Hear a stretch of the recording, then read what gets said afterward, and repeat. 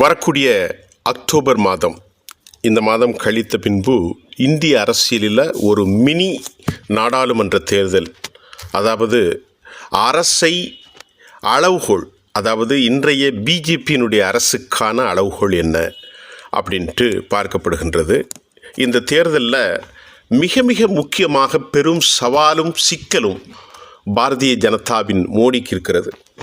ஏன்னு கேட்டால் அதில் 4 மாநிலங்கள், ஜம்மு காஷ்மீர், ஹரியானா, ஜார்க்கண்ட், அதே போன்று மிகப்பெரிய மாநிலமான மகாராஷ்டிரா. இந்த 4 மாநிலம் மட்டுமல்லாமல் யூபியில் 10 சட்டமன்ற தேர்தலுக்கான இடைத்தேர்தல்கள். இவற்றில் வெற்றி பெற்றால்தான் மோடி தன்னை ஒரு தகுதி வாய்ந்த தலைவராக அவர் நிர்ணயம் செய்து கொள்ள முடியும். இது மோடிக்கு இருக்கிற ஒரு பெரும் சோதனை. அதே போன்று யூபியில் தொடர் தோல்வியை சந்தித்து வருகின்ற பாரதிய ஜனதா கட்சி மட்டுமல்ல, அதன் தலைவர் மத்திய தர தலைப்புகளிடத்தில் விவாதப் பொருளாக்கி பாஜகவுக்குள்ளேயே இவர் வேண்டாம் என்று சொல்லக்கூடிய அளவுக்கு இருக்கக்கூடிய யோகியினுடைய அடுத்த அந்தஸ்தில் இருக்கக்கூடிய முதல்வர்கள், துணை முதல்வர்களை கூட இவரை வேண்டாம் என்று சொல்லக்கூடிய அளவிற்கு இந்த தேர்தலில் அவர் வெற்றி பெறணும்.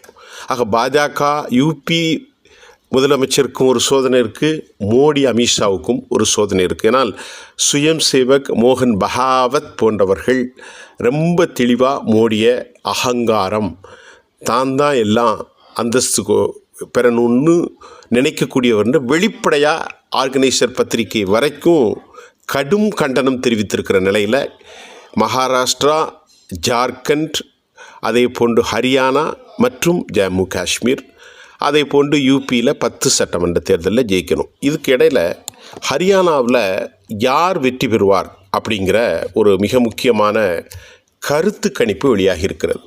கடந்த முறை ஹரியானாவில் 10ல் 6-4 என்ற வெற்றியை தான் பெற முடிந்தது இந்தியா கூட்டணி. ஆனாலும் கூட இந்த முறை அவர்கள் என்ன வெற்றி பெறுவார்களா, காங்கிரஸ் கட்சியின் பலம் என்ன, பலவீனம் என்ன, காங்கிரஸ் கட்சியினுடைய தலைவராக யார் தேர்ந்தெடுக்கப்பட்டால் மக்கள் வாக்களிப்பார்கள் என்ற ஒரு கருத்து வந்திருக்கிறது.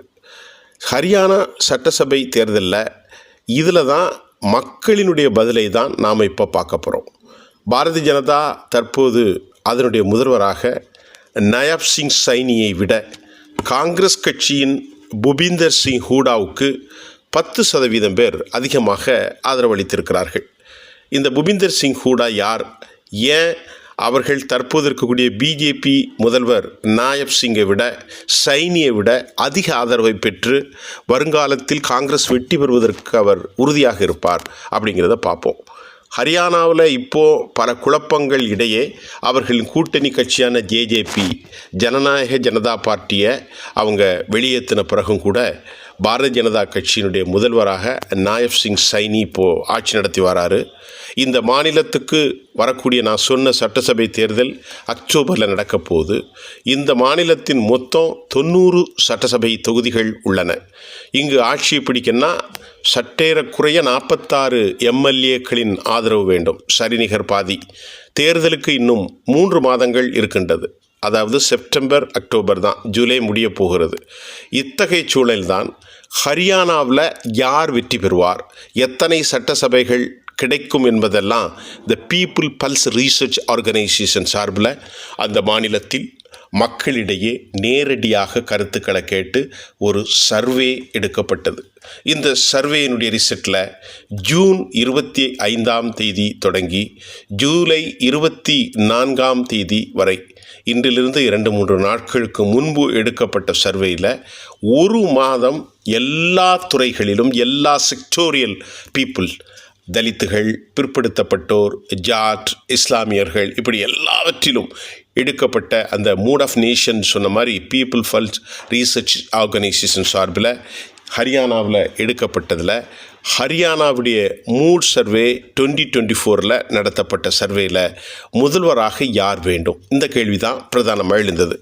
இந்த சர்வேயில் காங்கிரஸ் கட்சியினுடைய பூபிந்தர் சிங் ஹூடா தான் முதல்வராக வர வேண்டும் என்று அங்குள்ள அதிகமான மக்கள் விரும்புகிறார்களாம்.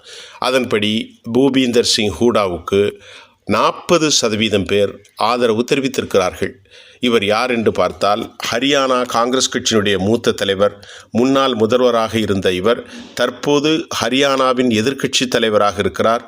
இதற்கு முன்பு 2005 to 14 10 ஆண்டுகள் ஆட்சியில் இருந்தார். இதற்கு அடுத்தபடியாக தான் சைனி, நயாப் சிங் சைனி இருக்கிறார். இவர் தற்போது பிஜேபியினுடைய முதல்வர், 30% பெற்றிருக்கிறார். நயாப் சிங் சைனி ஒரு ஓபிசி சமூகத்தை சார்ந்தவர், மாநில தலைவராக பிஜேபியில் இருந்தாலும் இவருக்கு அடுத்த நிலையில் ஏற்கனவே இருந்த மனோகர் லால் கட்டாருக்கு பதிலாக இவர் முதல்வராக்கப்பட்டிருக்கிறார். கடந்த 30 ஆண்டுகளாக பாரதிய ஜனதாவில் செயல்பட்டு வரக்கூடிய நயாப் சிங் சைனி ஹரியானாவில் பாஜகவை வலுப்படுத்திய தலைவர்களில் இவரும் மிக முக்கிய ஒருத்தராகத்தான் இருக்கிறார். இந்த வரிசையில் தற்போது 3வது இடத்தில் இருக்கிறவர் மனோகர் லால் கட்டார். இவர் மூத்த தலைவர். இவர் பிஜேபியினுடைய முதல்வராக இருந்திருக்கிறார். தற்போது மத்திய மின்சாரத்துறை அமைச்சராகவும் இருக்கிறார். மனோகர் லால் கட்டாருக்கு இந்த பாஜக சார்பிலே அவருக்கு முதல்வராக வர வேண்டும் என்று 9% பேர் ஆதரவு. அதே போன்று 4வது இடத்தில் செல்ஜா குமாரி இருக்கிறார். இவர் காங்கிரஸ் கட்சியை சேர்ந்த பெண் தலைவர்.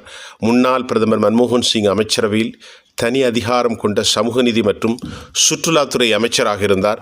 தற்போது சிர்சா தொகுதி எம்பியாக உள்ள செல்ஜா குமாரிக்கு 7% பேர் முதல்வராக இருப்பதற்கு ஆதரவு தெரிவித்திருக்கிறார்கள்.